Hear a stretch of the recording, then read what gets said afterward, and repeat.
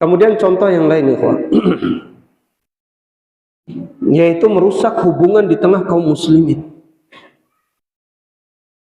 Merusak antara suami dengan istri, merusak antara saudara kandung dengan saudaranya yang lain, merusak tatanan hidup di tengah masyarakat. Itu iblis itu punya andil besar di situ untuk merusak. Contoh misal antara suami dengan istri.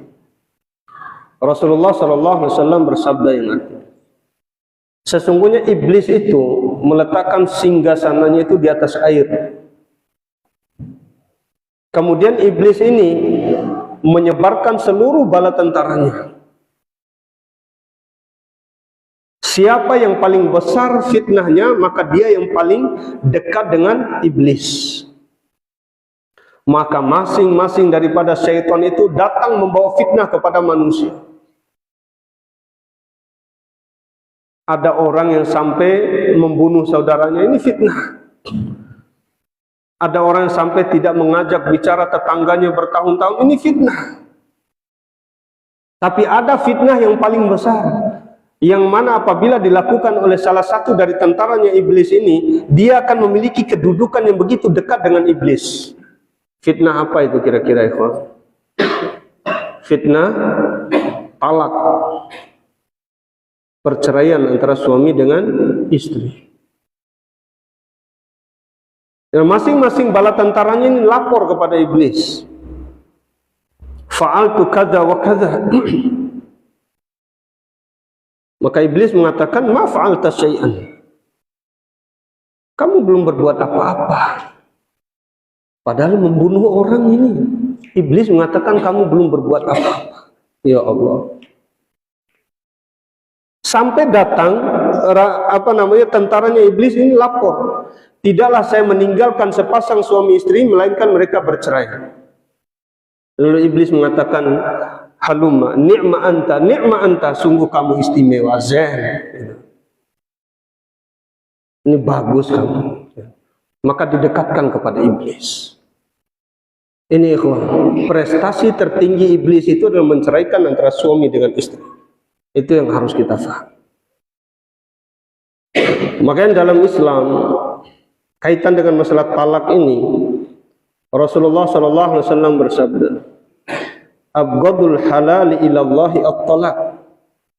Perkara halal yang paling dibenci oleh Allah itu satu, yaitu talak, menceraikan istri. Oleh karena itu, seorang suami, sebelum perceraian itu terjadi, Allah berikan solusi di dalam Al-Quran. Di dalam surah An-Nisa, jika sekiranya salah seorang dari istri kalian itu melakukan nusuz. Nusuz itu artinya perbuatan dosa. Maka yang pertama yang harus kita lakukan adalah menasihati dia. Mengingatkan apa yang dia lakukan itu salah. Kemudian setelah kita nasihati ternyata dia tidak dengar, maka kita hajar dia. Kita tidak mengajak dia bicara. Ketika kita hajar dia semakin menjadi-jadi, maka kita pukul dia dengan pukulan ghairu mubarrih, dengan pukulan yang tidak menyakitkan. Ya, namanya pukulan pasti sakit. Apalagi kalau suami-suami zaman sekarang ya, sekalinya mukul istrinya itu sampai lebam-lebam. Nah, pukulan seperti ini bukanlah pukulan yang mendidik. Bahkan apa ya? Ada undang-undang ya Pak ya. Kalau ada suami yang pukul istrinya sampai kadar sekian itu dapat membuat dia itu mendekam dalam penjara. Nah, kalaupun ketika dipukul, setelah dipukul dia menjadi-jadi, apa yang harus kita lakukan? Ayo, apa yang kita lakukan, Pak? Memanggil pihak keluarganya. Kita harus panggil orang yang kira-kira wanita ini merasa segan dengan laki-laki tersebut. Dari usbahnya, ini bahasa Arab usbah. Bahasa Bimanya usbah. Itu bahasa Arab. Ya. wali dari pihak wanita, dipanggil abangnya mungkin, atau pamannya mungkin, atau bapaknya langsung.